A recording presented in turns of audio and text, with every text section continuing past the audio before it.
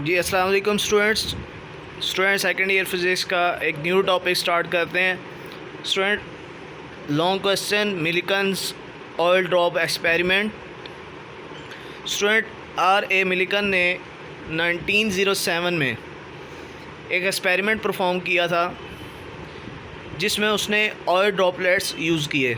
Student यहाँ पे oil droplets उसने क्यों यूज़ किए, तो इसकी वजह ये है कि जो ऑयल ड्रॉपलेट हैं इनकी जो एवेपोरेशन है स्टूडेंट्स वो क्या होती है, वो लो होती है। ठीक है, तो इसलिए उसने ऑयल ड्रॉपलेट्स को यूज़ किया। इन ऑयल ड्रॉपलेट्स पे उसने नेगेटिव चार्ज प्रोड्यूस करवाया और फिर उस नेगेटिव चार्ज की वैल्यू उसने मालूम की। ठीक है, अब स्टूडेंट उसने ये काम किस तरह परफॉर्म किया, एक्सपेरिमेंटल ऑपरेटर्स किस तरह का था, उसके लिए अगर आप ये डायग्राम देखें तो स्टूडेंट इस डायग्राम के अंदर आपको ये जो हिस्सा नज़र आ रहा है, ठीक है, ये एक जार है। ठीक है, इस जार की दो विंडो हैं, विंडो 1 एंड विंडो 2। विंडो 1 की इस साइड पे हमने रखा हुआ है स्टूडेंट एक लैंप, जबकि विंडो 2 की इस साइड पे हमने रखी है एक टेलीस्कोप। अब स्टूडेंट इस जार के अंदर दो डिस्क मौजूद हैं, अपर डिस्क एंड लोअर डिस्क। इन दोनों डिस्क के दरमियान जो गैप है वो हमने रखा है स्टूडेंट D। अब स्टूडेंट ये है ऑप्टिमाइज़र, जहाँ से हम ऑयल ड्रॉपलेट्स को जो है वो क्या करेंगे, ड्रॉप करेंगे। स्टूडेंट्स सबसे पहले ये किया जाता है कि जो ऑयल ड्रॉपलेट हैं इन पे एक्स रेज़ को बम्बार्ड किया जाता है। जब हम ऑयल ड्रॉपलेट्स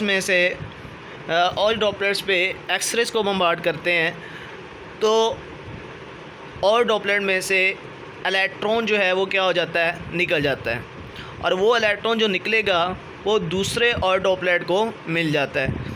इस तरह जिस ऑयल ड्रॉपलेट को नेगेटिव चार्ज यानी कि वो इलेक्ट्रॉन मिलेगा वो एक नेगेटिव चार्ज ऑयल ड्रॉपलेट बन जाएगा, और जिस ऑयल ड्रॉपलेट में से एक्स रेज़ की बम्बार्डमेंट की वजह से इलेक्ट्रॉन निकल जाता है वो एक पॉजिटिव चार्ज ऑयल ड्रॉपलेट बन जाता है। तो इस जार के अंदर पॉजिटिव एंड नेगेटिव दोनों किस्म के ऑयल ड्रॉपलेट मौजूद होते हैं, लेकिन स्टूडेंट हम लोग यहाँ पे नेगेटिव चार्ज ऑयल ड्रॉपलेट्स को डिस्कस करेंगे।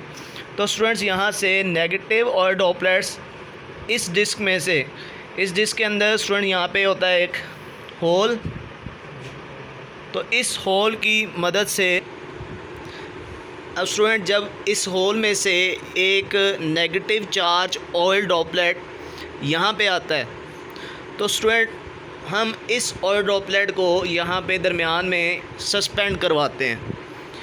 अब इसको यहाँ पे दरमियान में रोकने के लिए स्टूडेंट देखें, ये जो ऑयल ड्रॉपलेट है इस पर ग्रेविटी एक्ट कर रही होगी, यानी कि ग्रेविटेशनल फोर्स अर्थ जो है इसको नीचे की तरफ खींच रहा होगा।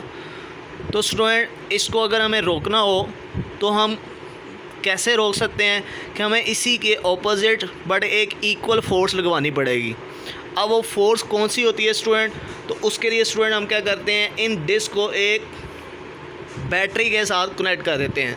तो स्टूडेंट देखें ये जो साइन है, एक लाइन बड़ी लाइन और एक ये छोटी लाइन। ठीक है स्टूडेंट, ये बैटरी का सिंबल होता है जिसमें जो बड़ी लाइन है वो पॉजिटिव टर्मिनल और जो छोटी लाइन है वो नेगेटिव टर्मिनल को शो करती है। तो स्टूडेंट हमने इसको कनेक्ट कर दिया कि जो लोअर डिस्क है उसको हमने कनेक्ट कर दिया नेगेटिव टर्मिनल से, और जो अपर डिस्क है उसको हमने कनेक्ट कर दिया स्टूडेंट पॉजिटिव टर्मिनल से। तो स्टूडेंट इससे क्या होगा कि नेगेटिव जो वो डिस्क है वो इस नेगेटिव चार्ज को रिपेल करेगी और पॉजिटिव इसको अट्रैक्ट करेगी, तो इस पे एक इलेक्ट्रिक फोर्स लगेगी अपवर्ड डायरेक्शन में। तो स्टूडेंट इन दोनों को हम लोग सबसे पहले करते हैं इक्वल। तो electric force is equals to weight force. तो स्टूडेंट्स हमने इलेक्ट्रिक फ़ोर्स को इक्वल कर देना है ग्रेविटेशनल फोर्स के। अब स्टूडेंट इलेक्ट्रिक फ़ोर्स का formula E is equals to F over Q हमने पढ़ा, यहाँ से F आ जाएगा Q इंटू E के इक्वल। तो स्टूडेंट्स एफ ई की जगह पे आप पुट कर दें Q इंटू ई, और एफ जी यानी कि वेट की जगह पे F is equals to W is equals to mg, तो mg पुट कर दें। अब स्टूडेंट एक और चीज़ देखें, हमने सब्स्टिट्यूट किया है कि जो E है उसकी जगह पे हम लोगों ने क्या वैल्यू पुट किया है स्टूडेंट। तो स्टूडेंट हमने पढ़ा था कि electric field is equals to होता है negative gradient of electric potential. Student यहाँ पे हम माइनस को ख़त्म कर देंगे, क्योंकि यहाँ पे हम माइनस तो डायरेक्शन को मेंशन कर रहा है, तो यहाँ पे हम स्टूडेंट डायरेक्शन जो है वो हमारी मैटर नहीं कर रही, तो इसलिए हम माइनस को तो यहाँ पे इग्नोर कर देंगे, और सिंपल डेल की जगह पे डेल वी की जगह पे सिंपल वी लिखेंगे, और डेल आर की जगह पे स्टूडेंट इन दोनों डिस्क के दरमियान जो गैप है डी वो लिख देंगे। तो ई की जगह पे आप क्या पुट करेंगे स्टूडेंट, वी ओवर डी। ठीक है, यहाँ से स्टूडेंट आप चार्ज की इक्वेशन बना सकते हैं, और वो हमारे पास आ जाएगी फिर M G D over V. तो स्टूडेंट ये तो वो इक्वेशन थी जिसके थ्रू मिल्टन ने और ड्रॉपलेट्स पे जो नेगेटिव चार्ज और ड्रॉपलेट्स हैं उन पे चार्ज फाइंड किया। अब स्टूडेंट यहाँ पे एक बात बहुत इम्पोर्टेंट है कि मिल्टन ने जब ये एक्सपेरिमेंट किया तो उसने रिज़ल्ट्स क्या देखे स्टूडेंट्स। तो उसने रिज़ल्ट ये देखे कि उसने देखा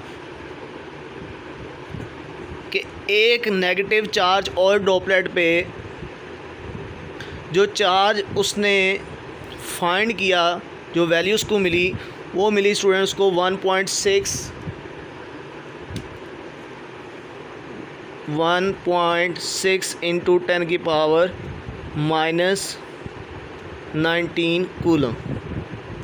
ठीक है,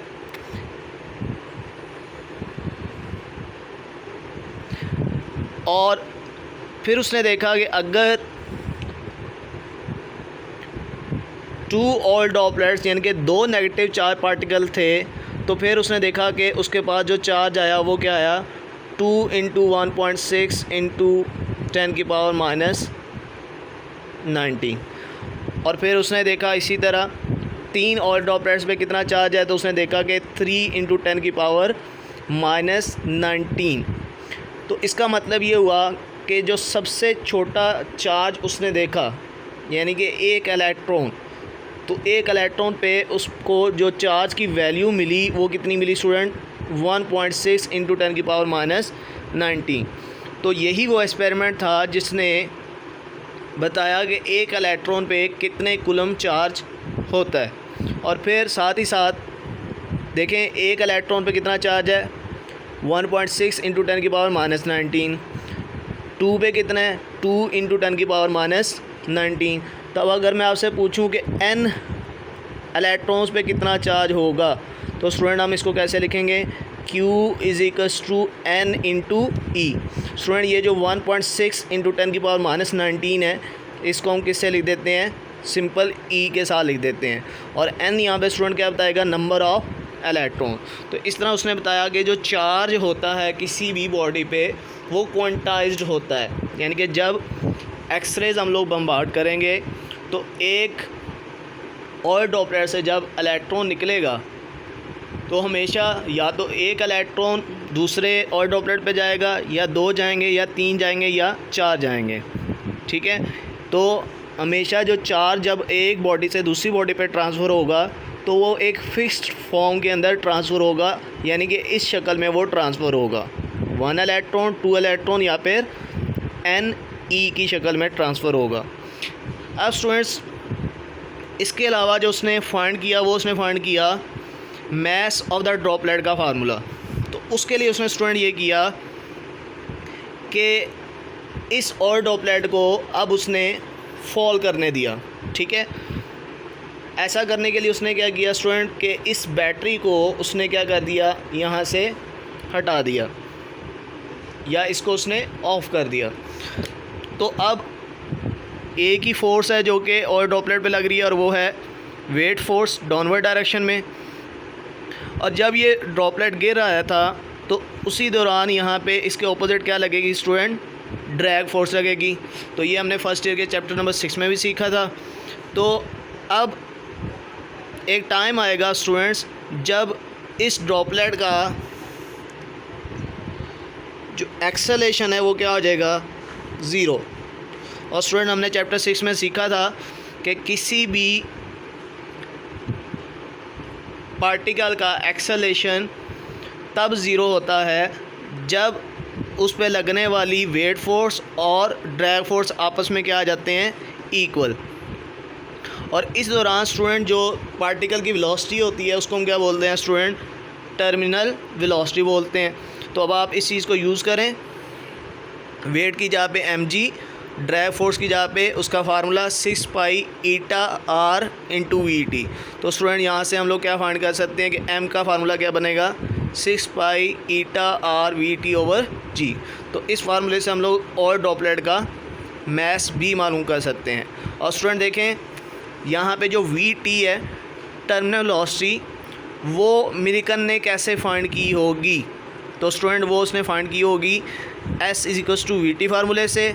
यहाँ पे S क्या होगा स्टूडेंट, इन दोनों प्लेट्स के दरमियान का डिस्टेंस, और T क्या होगा स्टूडेंट, वो टाइम जो कि इस और ड्रॉपलेट ने अपर प्लेट से, अपर डिस्क से लोअर डिस्क तक आने में लिया। तो ये दोनों चीज़ें उसने कैलकुलेट की और डिवाइड करके उसने क्या हासिल की स्टूडेंट, टर्मिनल वेलोसिटी हासिल की। अब स्टूडेंट अगली चीज़, हमने एक चीज़ इसमें और भी एक रिलेशन प्रूव करना है। उसके लिए सबसे पहले आप ये इक्वेशन बनाएं। देखें डेंसिटी बराबर होती है मैस ओवर वॉल्यूम के, तो इसका मतलब मैस बराबर हो सकता है डेंसिटी मल्टीप्लाई बाय वॉल्यूम।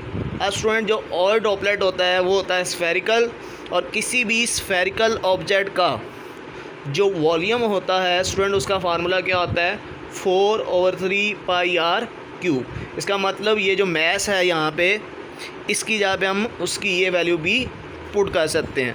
तो स्टूडेंट फिर हमारे पास क्या शक्ल बनेगी जी स्टूडेंट्स, तो अगर आप ये वाली मैस की वैल्यू इस साइड पे पुट कर देते हैं तो देखें ये हमारे पास शक्ल बन जाएगी। अब स्टूडेंट यहाँ पे देखें, अगर हम 3 को 6 से मल्टीप्लाई करें 18 बनेगा, और 4 को जाके डिवाइड कर दें उस पर तो क्या बन जाएगा यहाँ पे 9/2।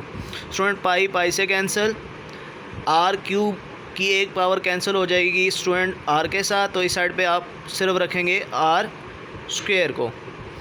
इसके अलावा स्टूडेंट जो रॉ यहाँ पे मल्टीप्लाई हो रही है वो इधर आके डिवाइड हो जाएगी, और उसके साथ जो g पहले से ही डिवाइड में लिखा हुआ है वो हम साथ लिख देंगे। तो स्टूडेंट फाइनल इक्वेशन हमारे पास ये बन जाएगी। अब स्टूडेंट इसमें से 9 और 2 जो है वो तो हैं ही कांस्टेंट। स्टूडेंट जो ईटा है ये और ड्रॉपलेट की जो है वो फ्रिक्शनल कांस्टेंट या विस्कोसिटी कांस्टेंट है, वो भी फिक्स होता है। इसके अलावा स्टूडेंट जो रॉ है वो भी और ड्रॉपलेट के लिए फिक्स है, और जी की वैल्यू भी कांस्टेंट है। तो ये सारे कांस्टेंट्स हैं। तो अगर हम इस कांस्टेंट को ख़त्म करें तो यहाँ पे दरम्यान में क्या आ जाएगा स्टूडेंट, डायरेक्टली प्रोपोर्शनल आ जाएगा।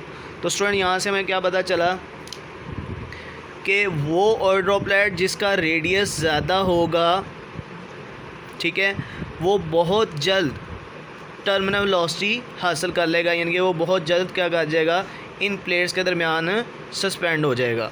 और वो और ड्रॉपलेट जिसका रेडियस कम होगा, ठीक है, वो टर्मिनल वेलोसिटी बहुत देर के बाद हासिल करेगा। तो इस तरह स्टूडेंट मिल्टन ने एक बात तो ये फाइंड की कि एक इलेक्ट्रॉन पे कितना चार्ज होता है, और सबसे स्मॉलेस्ट चार्ज जो है वो इलेक्ट्रॉन है जिस पे 1.6 × 10⁻⁻19 कूलम चार्ज है। फिर उसने ये भी बताया कि जब चार्ज एक बॉडी से दूसरी पे ट्रांसफ़र होता है तो वो एक फ़िक्स फॉर्म Q = NE की शक्ल में ट्रांसफ़र होता है। इसके बाद मिल्टन ने ये भी जो है वो यहाँ पे प्रूव किया कि जो टर्मिनल वेलोसिटी है और जो रेडियस ऑफ द और ड्रॉपलेट है ये एक दूसरे के साथ डायरेक्टली प्रोपोर्शनल है। अब स्टूडेंट इसी के साथ हम इसी के न्यूमेरिकल भी ट्राई करेंगे, और फिर इसी से रिलेटेड अगर कोई शॉर्ट क्वेश्चन और MCQ हैं तो वो भी हम लोग साथ देखेंगे।